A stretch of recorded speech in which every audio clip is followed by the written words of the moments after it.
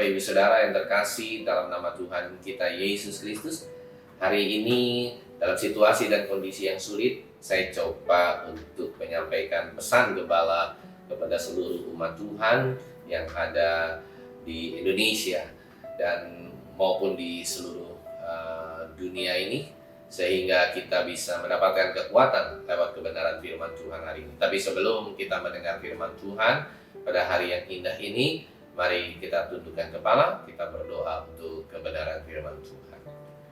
Bapa Maha Baik, Allah Maha Kasih, Maha Murah, Maha Penyayang, Allah yang berlimpah kasih setia. Oleh karena itu Bapa yang baik, hari ini kami memohon Tuhan, kiranya firman Tuhan yang akan disampaikan oleh hamba-Mu ini adalah benar-benar suara Tuhan dan akan menjadi kekuatan buat kami semua yang mendengarkan. Dan kami yakin dan percaya kiranya Kau berikan urapan-Mu yang baru, urapan Roh Kudus-Mu kepada hamba-Mu, sehingga apapun yang hamba-Mu perkatakan bukan perkataan hamba-Mu, tetapi perkataan Yesus Kristus. Terima kasih Bapa yang baik, berfirmanlah. Kami akan duduk diam mendengarkan firman-Mu seperti telinga seorang murid dan hati seorang hamba. Haleluya. Amin.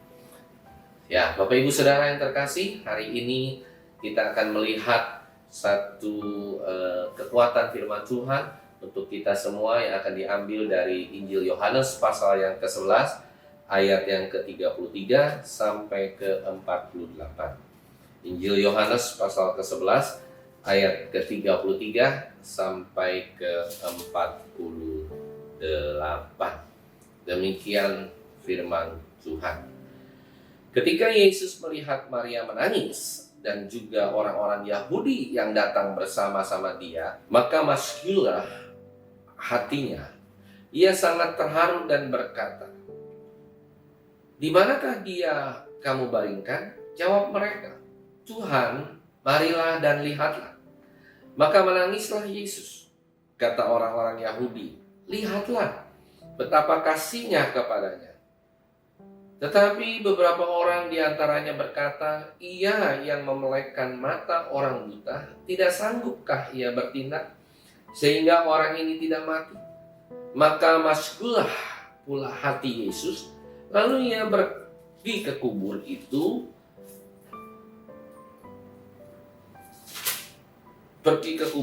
Kubur itu adalah sebuah gua yang ditutup dengan batu. Kata Yesus, "Angkatlah batu itu." Marta, saudara orang yang meninggal itu, berkata kepadanya, "Tuhan, ia sudah berbau, sebab sudah 4 hari ia mati." Jawab Yesus, "Bukankah sudah kukatakan kepadamu, jikalau engkau percaya, engkau akan melihat kemuliaan Allah." Maka mereka mengangkat batu itu, lalu Yesus menengadah ke atas dan berkata, "Bapa, aku mengucap syukur kepadanya karena engkau telah mendengarkan aku. Aku tahu bahwa engkau selalu mendengarkan aku, tetapi oleh karena orang banyak yang berdiri di sini mengelilingi aku mengatakannya supaya mereka percaya bahwa engkaulah yang telah mengutus aku." Dan sesudah berkata demikian, berserulah ia dengan suara keras, "Lazarus, marilah keluar." Orang yang telah mati itu datang keluar, kaki dan tangannya masih terikat dengan kain kapan, dan mukanya tertutup dengan kain peluh. Kata Yesus kepada mereka, "Bukankah kain-kain itu? Bukalah kain-kain itu dan biarkan ia pergi." Ayat yang ke-45. Banyak di antara orang-orang Yahudi yang datang melawat Maria dan yang menyaksikan sendiri apa yang telah dibuat Yesus, percaya kepadanya. Tetapi ada yang pergi kepada orang-orang Farisi dan menceritakan kepada mereka apa yang telah dibuat Yesus itu. Lalu imam-imam kepala dan orang-orang Farisi memanggil mahkamah agama untuk berkumpul, dan mereka berkata, "Apakah yang harus kita buat? Sebab orang ini membuat banyak mujizat." Dan yang terakhir, apabila kita biarkan mereka, maka semua orang akan percaya kepadanya.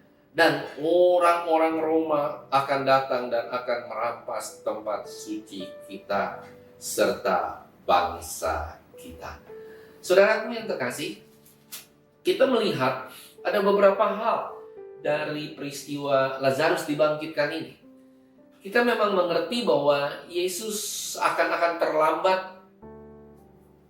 Dia terlambat kurang lebih 4 hari. Dia memang terlihat santai dan terlihat sengaja kalau kita baca ayat-ayat yang sebelumnya.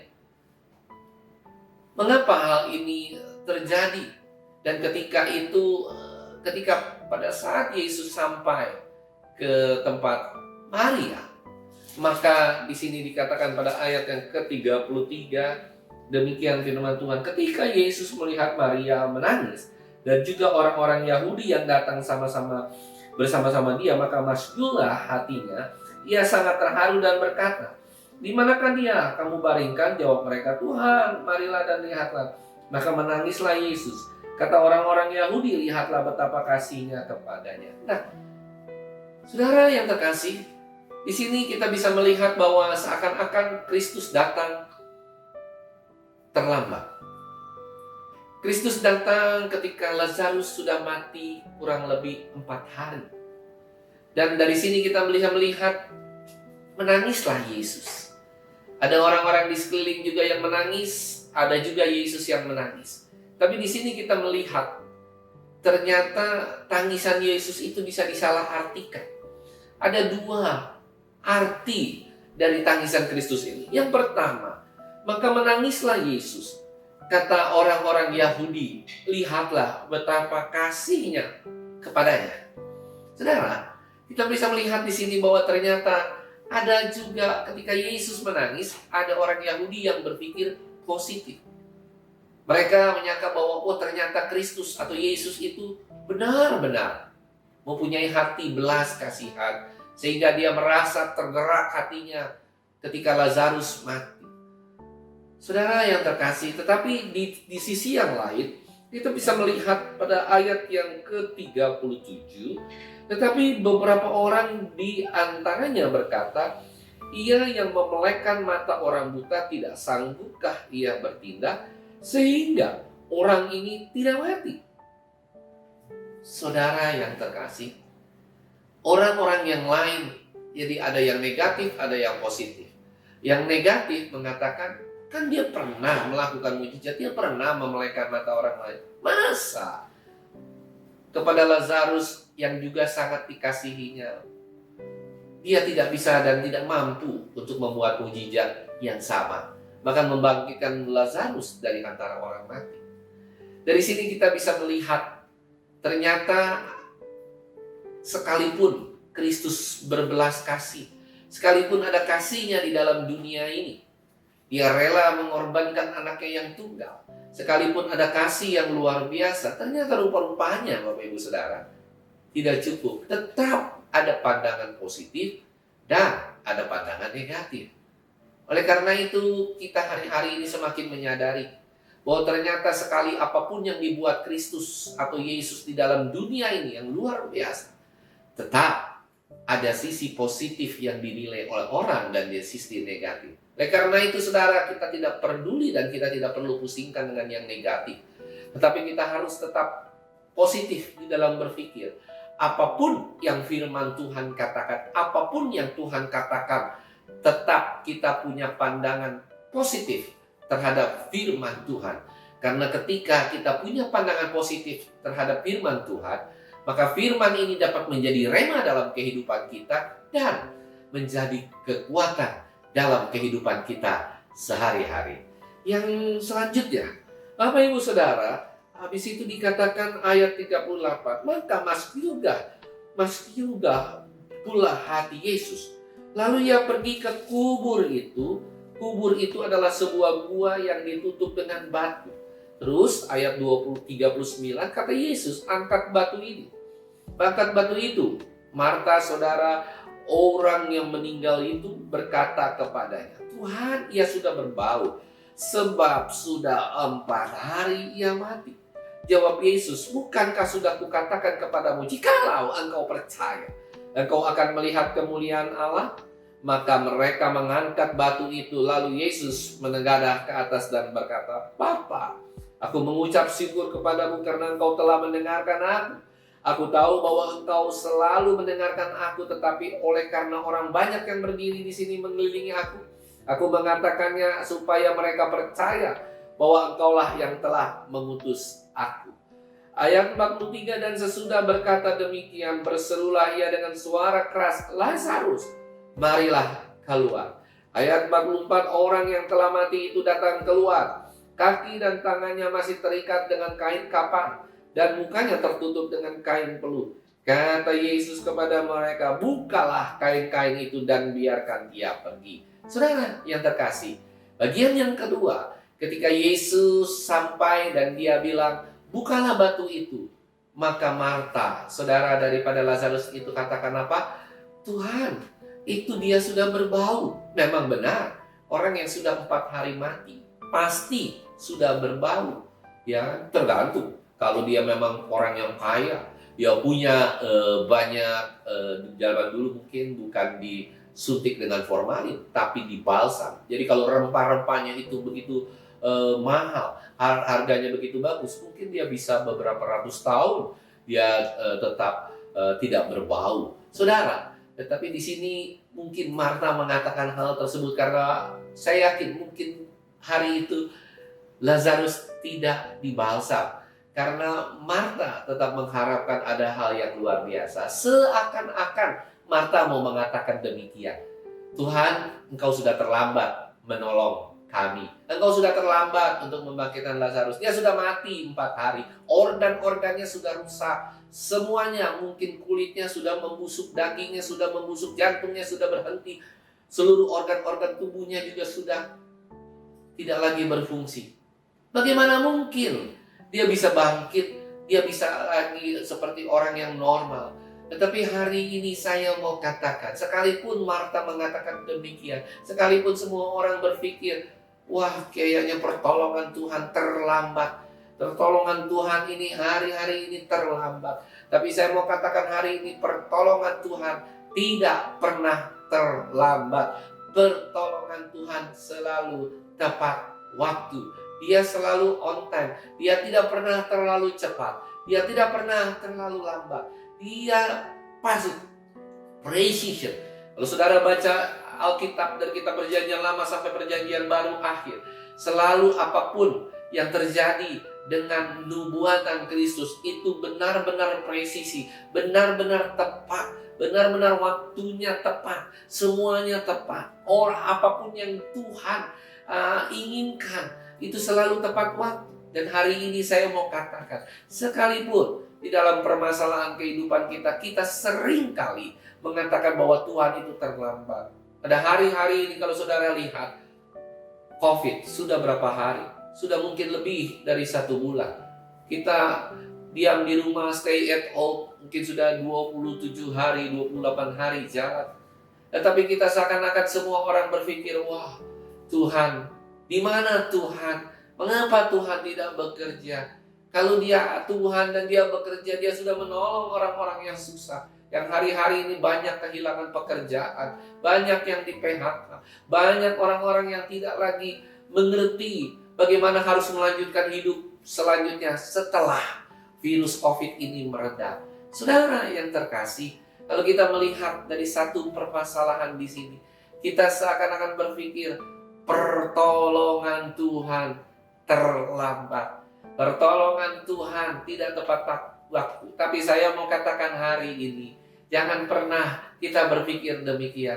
Karena kalau Tuhan bekerja, kalau Tuhan bertindak, pertolongannya tidak pernah terlambat. Pertolongan Tuhan selalu on time, selalu tepat waktu. Dan kita tetap yakin dan kita berdoa bersama-sama agar Tuhan yang tahu dan dia yang pegang kendali atas dunia ini, dia akan sesegera mungkin menyelesaikan masalah COVID-19. Biarlah kalau kita tahu ini bukan sesuatu yang dapat kita lakukan, kita serahkan sepenuhnya kepada Tuhan. Serahkanlah hidupmu kepada Tuhan, maka dia akan bertindak. Tidak demikian firman Tuhan katakan. Dan kita tetap yakin dan percaya bahwa hari-hari ini apa yang Tuhan buat di dalam keadaan COVID-19 ini tetap terbaik. Tetap apapun yang dia lakukan terbaik. Roma katakan sedemikian rupa, dikatakan demikian firman Tuhan, Allah turut bekerja dalam segala sesuatu yang mendatangkan kebaikan bagi umat yang dikasihinya. Saudara, mari kita lanjutkan. Dan yang terakhir, kita melihat ayat 45-48. Banyak di antara orang-orang Yahudi yang datang melawat Maria dan yang menyaksikan sendiri apa yang telah dibuat Yesus, percaya kepadanya. Tetapi ada yang pergi kepada orang-orang Farisi dan menceritakan kepada mereka apa yang telah dibuat Yesus itu. Lalu imam-imam kepala dan orang-orang Farisi memanggil mahkamah agama untuk berkumpul. Dan mereka berkata, apakah yang harus kita buat? Sebab orang ini membuat banyak mujizat. Apabila kita biarkan dia, maka semua orang akan percaya kepadanya. Dan orang-orang Roma akan datang dan akan merampas tempat suci kita serta bangsa kita. Saudara, ternyata di sini kita bisa melihat Yesus membuat mujizat dahsyat. Yesus membangkitkan orang mati. Ya, tapi dari sini kita mengerti bahwa mujizat dari Yesus sekalipun belum tentu menobatkan orang. Ada haleluya. Di sini kita bisa melihat sebagian, ada dua kelompok, sebagian Lazarus, sebagian keluarga Lazarus, Maria, Marta bersukacita. Praise the Lord, karena Tuhan telah menyelamatkan, karena Tuhan telah membangkitkan. Tetapi di satu pihak, orang-orang Farisi ini, di satu pihak, imam-imam kepala ini sungguh tidak suka. Sungguh mereka merasa, saudara, wah, kalau Yesus membuat mujizat dan dia ini akhirnya diikuti oleh banyak orang, maka mereka akan tersingkir. Ayat 48 terakhir dikatakan, apabila kita biarkan dia, maka semua orang akan percaya kepadanya. Dan orang-orang Roma akan datang dan akan merampas tempat suci kita serta bangsa kita. Mengapa, saudara?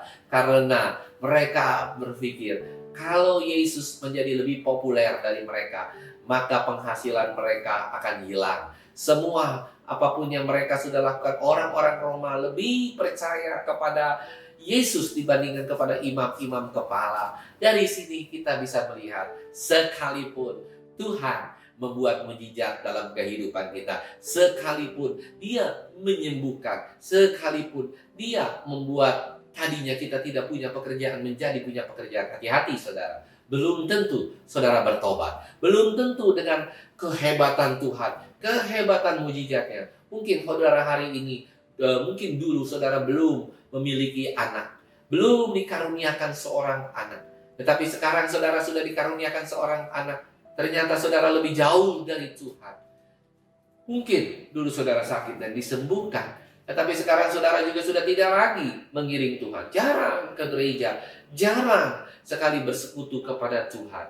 Yang saya ingin katakan, mujizat Tuhan belum tentu membuat manusia bertobat. Saya mau katakan hari ini, biarlah firman Tuhan hari ini kita mendapat 3 hal yang luar biasa. Yang pertama, tadi ada sisi positif dan negatif. Biarlah kita terus berpikir positif kepada Tuhan, agar apapun yang terjadi dalam kehidupan kita, kita tetap kuat, kita tetap tegar. Sekali apapun, Tuhan Yesus tetap baik. Yang kedua, pertolongan Tuhan tidak pernah terlambat. Dia selalu on time dalam menolong kita. Jangan pernah kecewa.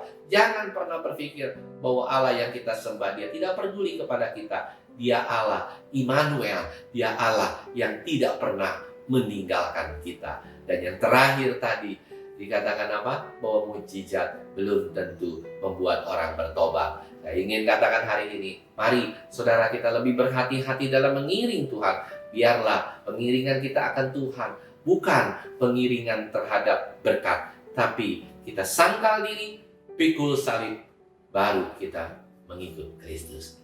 Amin. Tuhan memberkati. Biarlah firman Tuhan hari ini dapat memberikan kekuatan buat jemaat kekasih di dalam nama Tuhan Yesus Kristus. Mari kita tundukkan kepala, kita berdoa untuk kebenaran firman Tuhan. Bapa yang baik, terima kasih Tuhan buat kebenaran firman-Mu, sehingga firman-Mu ini boleh menjadi rema dalam kehidupan para jemaat kami. dan juga bagi seluruh umat-Mu di Indonesia dan di dunia. Dan biarlah hari ini mereka boleh bangkit semangat mereka dalam menghadapi COVID-19 ini. Mereka tetap percaya, mereka tetap yakin bahwa Tuhan pasti akan menolong menurut caranya, menurut waktunya. Dan kami juga berdoa, biarlah Tuhan, sekalipun ada mujizat dalam kehidupan kami, biarlah mujizat ini boleh menobatkan kami. Jangan sampai mujizat ini membuat bahkan kami jauh dari Tuhan. Terima kasih Bapa yang baik. Haleluya. Di dalam nama Tuhan Yesus Kristus kami sudah